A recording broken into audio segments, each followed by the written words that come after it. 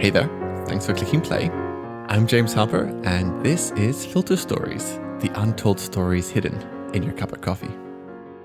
So, in the last episode, I shared with you the story of Jules Walker, and at the end mentioned that she is the co-host of a podcast series that I co-created along with her and Scott Bentley, the founder of Caffeine Magazine. And in today's episode, I'd like to share with you a second episode from that series, because I think you're going to like it a lot. The series is called Adventures in Coffee, and it had a lot of success. It was on the front page of Apple Podcasts. It was selected as Best Podcast of the Week by both Great British Podcast and The Listener. And Adventures in Coffee tries to demystify the sometimes bewildering and confusing or intimidating world of coffee for everyday coffee drinkers, people who are getting into coffee drinking a little bit more seriously for the first time. It's co-hosted by Scott and Jules, who you heard in the last episode. I'm in the background pulling the strings as the producer. And our aim was to make something that was fun, that people could binge and get them really excited to go deeper on their journey in coffee. And what's really exciting for me is that I can take some of the learnings from the journey that we've been on going through Filter Stories, and I can communicate them to new people entering the world of coffee to kind of open some eyes and expand the reach of this movement to create a world which is more equitable and where no one is marginalized. And I know it sounds really lofty, but seriously, what's the point of aiming small? So today, I'd like to share with you our most popular episode. Is really expensive coffee actually worth it? And I'd really love to know what you think of it. Are there things we could have gone deeper on? Are there other topics that you think we should be exploring? And I've put a link in the show notes to a survey that we put together. And it means a lot to me if you could take a couple of minutes and just jot down some thoughts. So without further ado, here is really expensive coffee worth it? Welcome to Adventures in Coffee, a new podcast by Caffeine Magazine.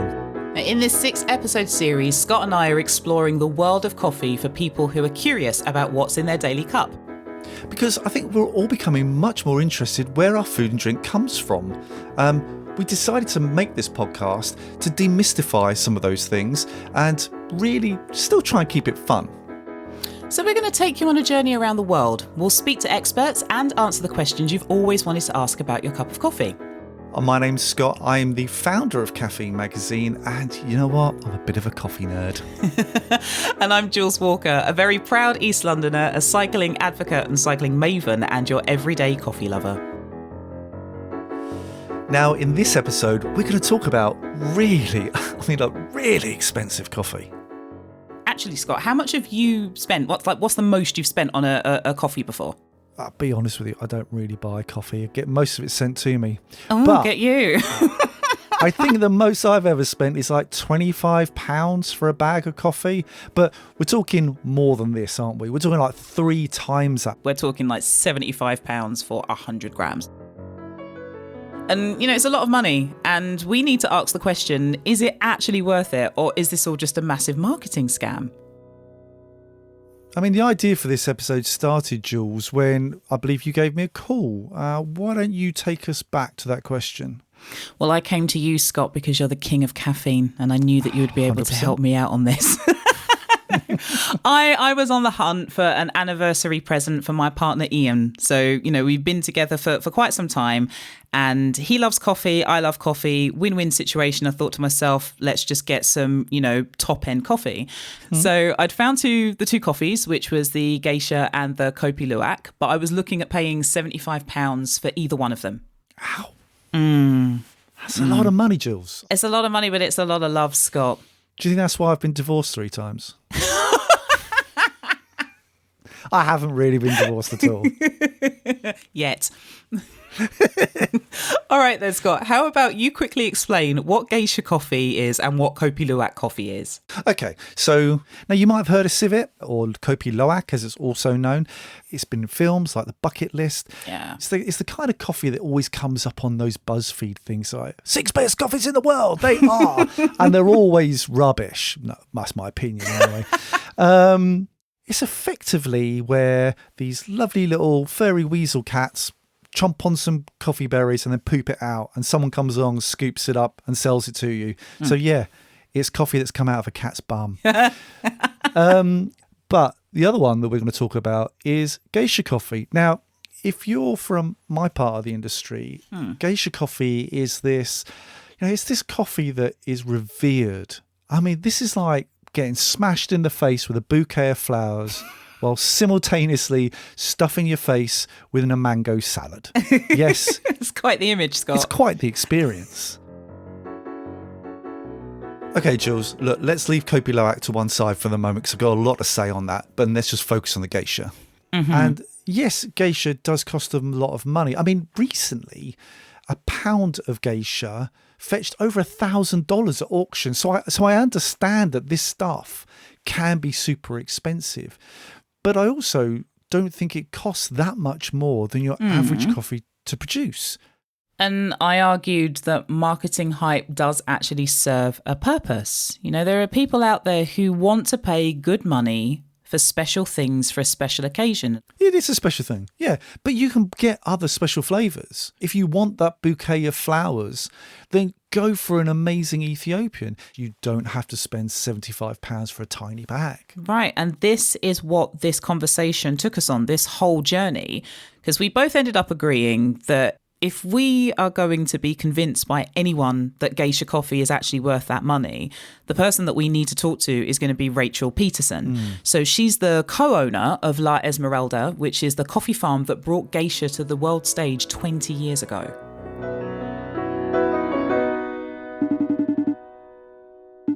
Hello, this is Rachel. Hi, Rachel. It's Jules calling from the Caffeine Podcast. Oh, hi, Jules. How are you? I'm good. How are you doing? I'm doing fine, thank you. Hi, Scott. Hey, Rachel. It's lovely to hear from you. Great to hear from you, too. So, Rachel, as I explained in my email, I found myself in a bit of an anniversary dilemma. I rang Scott, and it then turned into a conversation about, is very, very expensive coffee actually worth it? And I'm of the thought that it is. Scott's thinking not so much. Thanks for throwing me under the bus there, Jules. Yeah. You see, I just set that up immediately, so I'm already in the winning corner. Rachel, this is... You're already the nice guy, and I'm already the bad. You're already good cop, and I'm already bad cop. I love this already. I was wondering if you maybe could tell us a bit about what geisha coffee actually is. Yes, absolutely. So geisha coffee is a variety that originally came out of Ethiopia. In the 1930s, it went through Kenya, went through Tanzania, through some varietal gardens there, and arrived in Costa Rica in the 50s. It was planted throughout Panama in the late 60s, early 70s. But it turned out that it was a very low-producing variety. So most of these farmers cut out this new variety, and they didn't continue with it. And we purchased a farm in the late 90s that was an abandoned coffee farm. And on the bottom of that coffee farm were a variety of different trees. So back in the 70s, people didn't taste coffee here in Panama. They might have somewhere in the United States or in Europe. But here in Panama, we produced coffee. We looked at it. We made sure it didn't smell like vinegar or rotten or anything like that. And that was it.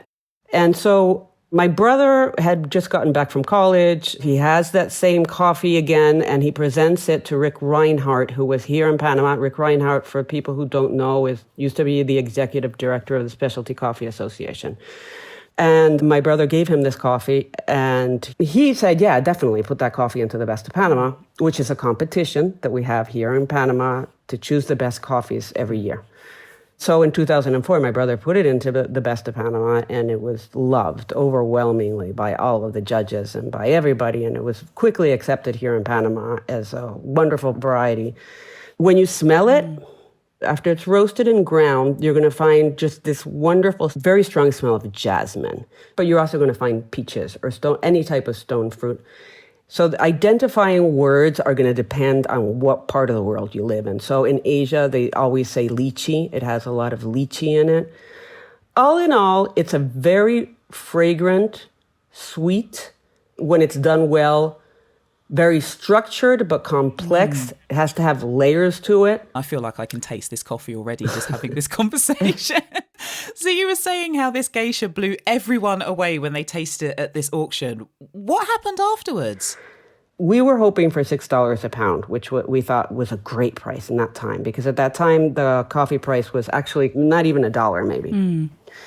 And the auction started, and the prices just jumped immediately to $10 a pound, which back in 2004 was a huge amount of money, by the way. And so the guy in charge of the auction, he said, I've got a hacker, we've got to stop this. So he stopped the auction, called up the people, and the people were like, no, we really want to do this. And the coffee went up to $21 a pound that year, and it was the record-breaking year. I mean, we've had other records like $600 a pound, which don't compare even at all to that first year of $21 a pound, where roasters all over the world were horrified. It was unbelievable. Nobody could believe it. And after that, it was easy. There was a buzz all over the world. Everybody was talking about it. So it sort of had a life of its own. It just took off. So anyway, when you were asking there, Jules, about geisha coffee, for me, is it worth it? I drink geisha coffee every day, and I definitely think geisha is worth it. But if you're going to spend money and you're worried about the money you're going to spend, there's two things that I would say. One, make sure that geisha is coming from somewhere that you know it's coming from and it's a reputable source. And two, really, really make sure that roaster knows what they're doing. Yeah. Because a badly roasted geisha is just not even as good as any other coffee. You burn it a little bit and it's done. It's delicate and it needs to be treated with a lot of love. One of the things I was really interested, you were saying, as you was describing this coffee, it sounded more like a perfume. These are just flavors which, for a lot of people, don't exist in coffee. So this is never going to be for anybody who's going to ever add anything to the coffee. If you're going to add anything to it at all, just buy anything except for geisha. So no milk and sugar then? Terrible. Bad. Could I also ask, obviously you've got a lot of people that work for you on your farm. Have any of them tasted it? Well, for one thing, I have a small team of people who are going to cup with me because I need them to have an idea of what this tastes like. But I can tell you one thing, they don't like it. It's not for everybody. That's a fact. If you, especially or somebody like who just likes that really strong, bitter smell, but like the really strong, I should say, roasty smell of coffee. I'm not really sure how to describe it. Burnt. It's not going to be for you if that's what you're looking for. Rachel, can I ask, previously in our discussion, we talked about how the coffee has like a rarity value and it has a number of reasons which kind of push the price up. But can you talk to me about, does it cost a lot more to produce? I mean, is it costing you 1,000 times more to produce than it would to like a Bourbon or a Caturra or some other kind of coffee varietal? Not 1,000 times to produce. At the very least, double to produce it, though. However, for example, here in Panama, our cost of production are much higher than in any of the neighboring countries. So I sell our most accessible coffee. We sell that for $3.50 a pound. It costs us more than that to produce it. I just wanted to touch upon why it's important to have very high-priced coffee on the market, because I don't know if it changes the expectations of what we should be paying for our coffee. Listen, I'm going to tell you that I think it's important because those high prices on coffee make it so that people are willing to pay a reasonable price on coffee for other coffees, which didn't used to happen before the geisha. We want to raise the quality of life of coffee farmers across the board, or at least that's what we say as an industry, especially for the small coffee farmers. But there is this resistance to pay more than $1.90 to these small farmers who have a decent coffee, but that's not going to cut. They're not going to get a good living like that. We know they're not going to. It makes it so that a roaster coming here and saying, I'll pay you $3 a pound is no longer absurd. When 15 years ago, I had to fight between $1.40 and $1.42 a pound. I mean, and we were losing money back then. We were in the red. So things have changed. And it's not only because we're Esmeralda. To me, and excuse the pun here, but it filters down to the rest of the coffee industry. I'm sorry, but it's the perfect pun. You went there, didn't you, Jules? It's true, because it feels like a sort of win-win conversation to have something like that available on the market. So here's an interesting thought experiment. What's the ceiling on geisha coffee at auction? Which do you think's the highest we'll ever get to? I think it's kind of crazy. The whole thing is kind of crazy. How much will Jules have to pay for your coffee in 10 years' time? I don't know. I've heard rumors here and there about $10,000 here and $10,000 there. Wow. I don't know what to say about that, because really we all really know that those are just marketing gimmicks. I mean, it's not like the 10 grams of any coffee are going to be worth $1,000. It's marketing. We can agree on that, right? I mean, I feel bad saying it myself. The coffee's great, but I guess marketing, it's the same thing probably with these very expensive wines. It's the scarcity, it's the uniqueness again. It's having not a lot of it that makes it have these prices that are not necessarily a reflection of what you're getting. But I now have to ask, because of the fact that Scott put that coffee bean of an idea in my brain about the price of it. You went there again, Jules, didn't you? I'm full of these. How many times have I told you, you don't do the gags, I do the gags. I'm thinking to myself, maybe it has to be a damn special anniversary as the years go on. But should I be buying this coffee now before it gets too expensive, or do I need to actually just increase my income by tenfold to be able to afford it in the future? Just buy lots of it and put it in the freezer. I don't want to do it. Just no. Is that even the right thing to do? Exactly. I don't think that they're all going to be $1,000 a pound. I mean, I think you're going to be able to easily find something for, I don't know, $40 a pound towards the future. Mm-hmm. I think you're safe. So take care, guys, then, and I guess I'll sign off now, and we'll talk later at some point. Awesome. Take care, Rachel. Lovely. Thanks again for your time, Rachel. Bye-bye. I mean, I don't know how you felt, Jules, after having that conversation with Rachel, but I was really impressed with just how candid she was. There was no filter to what she was talking about. She wasn't trying to ram £75 a bag coffee down my throat and telling me that's the thing that I should go for. And she was honest enough to just say the taste of it isn't for everybody as well. Yeah, absolutely. I also think that was interesting is that she was mentioning the fact that, like you say, this isn't for everyone. And that there are great coffees which can be also bought for much, much less. And in some ways, she was even like selling you the idea of paying much less. I appreciated that. I really did. And, it then pretty much led to me ditching the idea of spending £75. However, our investigation into which coffee, is worth it wasn't quite over yet, because I was still toying with the idea of the Civet Cat coffee as well. Oh, Jules. When will you listen to me? This is why we are here, my friend. I know we're sold this idea that these cats are walking around, they're picking up coffee cherries off the floor, they're eating them and pooping out these coffee beans. They just happen to be found by some unsuspecting farmer who picks them up and processes them. But the reality of this, the reality that I was aware of was very much that these cats were being captured, they were being put in cages, they were being force-fed these beans. And, these were then being kind of sold on to unsuspecting tourists as sort of like, hey, this is a local thing, it's a local delicacy, it's like really wild coffee. And it's just not. It's just, it's a trade.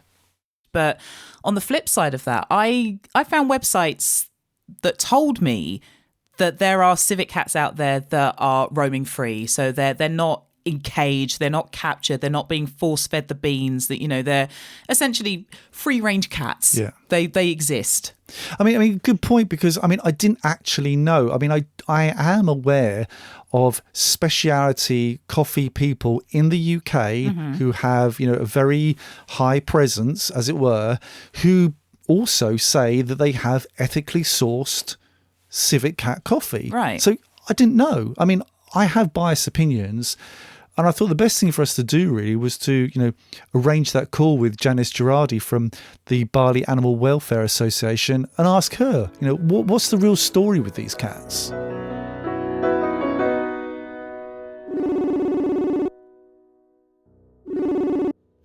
Hello, this is Janice from BAWA. How can I help you? Oh, hello, Janice. My name's Scott Bentley. I'm calling from Caffeine. I've also got my good friend Jules on the line as well. Hi, Jules. Hi, Scott. Yeah, so we had some questions regarding some expensive coffees, and one of the expensive coffees that we hear so much about here is Kopi Luwak, and I understand that you've got quite an in-depth knowledge of this subject. Sure. I first came to Bali in 1973, and I've been involved in animal welfare issues in Bali for decades. And Kopi Luwak is one of the issues that we investigate because of the cruelty to the animals. So maybe I'll hand over to you, Jules. Maybe you can talk about what you're looking for here. Yes, I'm looking to get some very nice and sort of once-in-a-lifetime coffee for mine and my partner Ian's anniversary. What I found out, or what I saw, was that it's foraged wild, so the animals aren't treated cruelly. It's a completely natural process. The rarity of it is the thing that makes it so exclusive and so special and therefore so expensive. I'm still of the hope that there is a way that this can be done ethically. Like there must be somebody out there that's doing it ethically, surely. Well, interesting. If you want a little bit of history, going back to the Dutch, 100 years ago perhaps, the origin of Kopi Luwak was that the farmers who work for the Dutch were not allowed to take the coffee beans from the trees. So civet cats are Indonesian called luwaks. Their natural behavior, they're nocturnal animals. So they hide and sleep in the daytime in trees. They come out in the nighttime. They're very shy animals. And civet cats would find the coffee cherries that drop naturally from the trees. They are very selective. They choose the best quality ones in the wild again. And then they eat the coffee cherries. It stays in their digestive system for 24 hours. And then partially undigested beans are defecated by the civet cats. Farmers, they discovered wild luwak beans that had been defecated, and they were collecting it, and they started grinding it. And there's this special fermentation process inside the cats that is believed to be a richer taste. And that was kind of the origin of luwak coffee. So it definitely came from the wild and can come from the wild. But it takes so much. So what they do is once the civet cat defecates these partially digested beans out, they have to collect it and then they clean it and then they're able to get just a little bit of it that they grind into coffee. So if you can find it in the wild, imagine how much you would have to forage on river valleys and under trees to find enough of these cherries and, partially digested cherries in order to even make your 100 grams of coffee. It takes really a lot. Now, I'm Bali Animal Welfare Association, so we're talking about Bali. And we've investigated quite a few of the so-called wild luwak plantations. There is only one that we have found that they do not cage their animals. They allow them to roam free, but they're still within a large chained off area. Land is quite expensive in Bali. I guess it's your definition of wild and natural, because honestly, the civet cats are still confined. So any confined animals is really, for the most part, against animal welfare principles.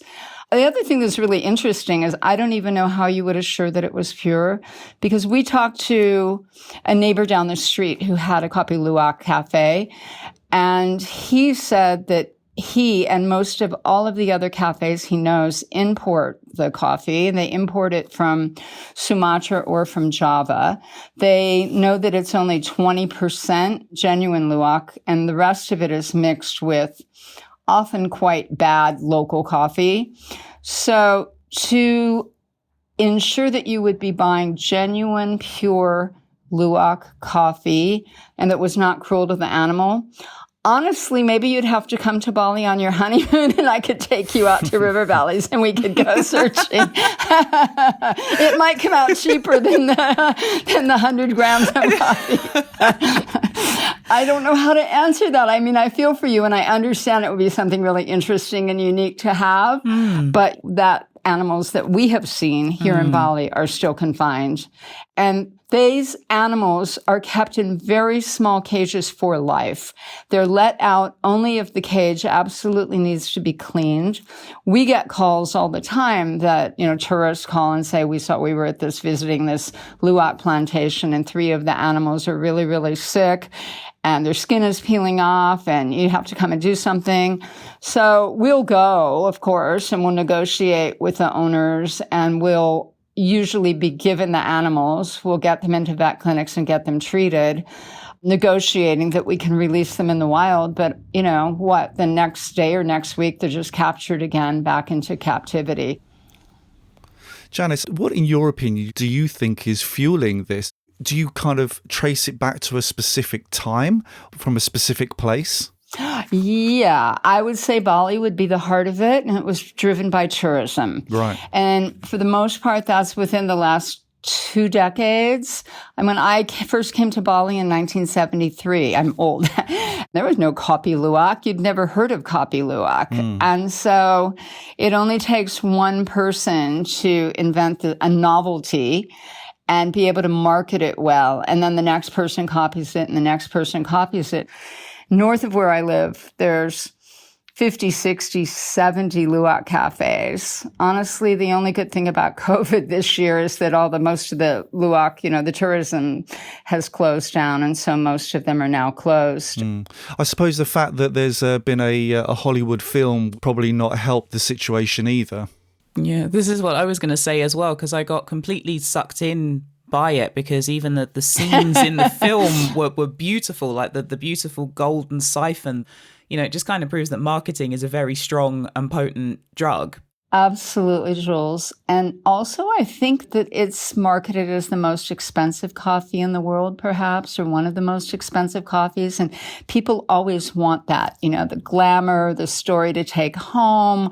I was in Bali and I had a cup of the most expensive coffee in the world. And it's rare, et cetera, that it is all hype. And it's so sad because these animals are truly suffering. Janice, I'm sure I probably know the answer to this question, but I'm going to ask it anyway. Sure. Have you actually tasted pure Kopi Luwak yourself? No, nor would I, because that would be really breaking an animal welfare principle. But I live in the heart of Ubud, and I meet many, many tourists who have tried it with very varying reports on what it tastes like and their experience. Yeah, absolutely. Is there anything that perhaps we can do, like over here in the UK, that can help the civet cats and put an end to the cruelty that they suffer to produce this coffee? Most people don't realize how cruel it is. So I think awareness and having a conscience and a heart and being willing to do the right thing and educate as many people as you can.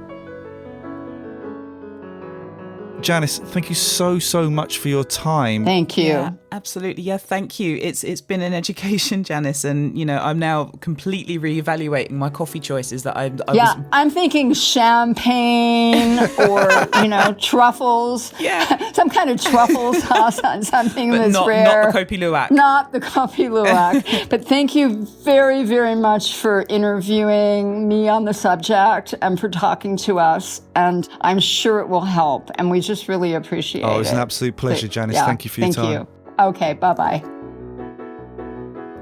Okay, Jules. So you got a present to buy and you got £75 burning a hole in your pocket. What did you decide to buy? Neither one of them is what I went for. After that emotional roller coaster with the coffee, I did still go for a geisha though, so still kind of on brand. And where did you get that from? It was from a roaster called Kiss the Hippo. I really like the name of it. And it was actually one of Rachel's coffees, Panama Hacienda La Esmeralda. And it was only £30 for 150 grams of it as well. So it's still kind of pricey, but not as pricey as 75 quid. Now, they're a really good roaster, actually. So you chose well. And, after that conversation with Rachel, where we were talking about the notes and the flavours and everything, it genuinely was like spraying a very expensive bottle of perfume in the room. It was just absolutely stellar. And Ian's reaction to it was just mwah.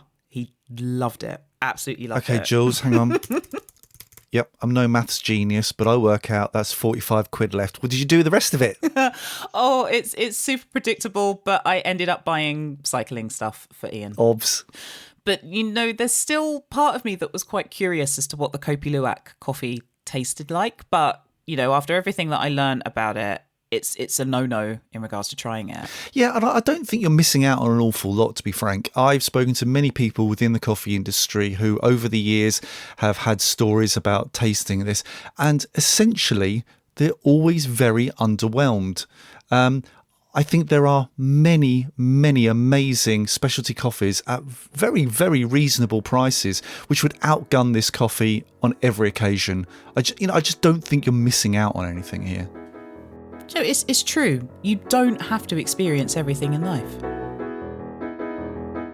Let's run the credits, Jules. Okay. This podcast was produced by James Harper, the creator of the coffee podcast Filter Stories. And he also writes and performs the piano music. Now, if you want more information on what we've discussed today, we've put links to Hacienda La Esmeralda and the Bali Animal Welfare Association in the show notes. And if you like the show, please subscribe on your podcast app. And you can also help others find the show by leaving a review on Apple Podcasts or Castbox. You can also follow us on social media as well. So you can find Caffeine Magazine on Instagram at Caffeine Mag, Jules, myself at Lady Velo, and James Harper, our wonderful producer, at Filter Stories Podcast. And tell us on social media, what is the most expensive coffee you've ever bought? And, if there's anything else you'd like us to look into or investigate. Now, in our next episode, we'll be exploring the environmental impact of your coffee. Yeah, correct. There's like 250 grams of like carbon floating around in the atmosphere from when you drink a coffee. Like it's incredible, in fact. We're asking, what's better for the environment? An oat latte in a disposable cup or a regular latte in a reusable cup? And you may be surprised. For every 100 calories that you put into an animal, you only get about 17 useful calories out. You can find more episodes of the show wherever you get your podcasts. Thanks so much for listening, and we'll speak to you next time.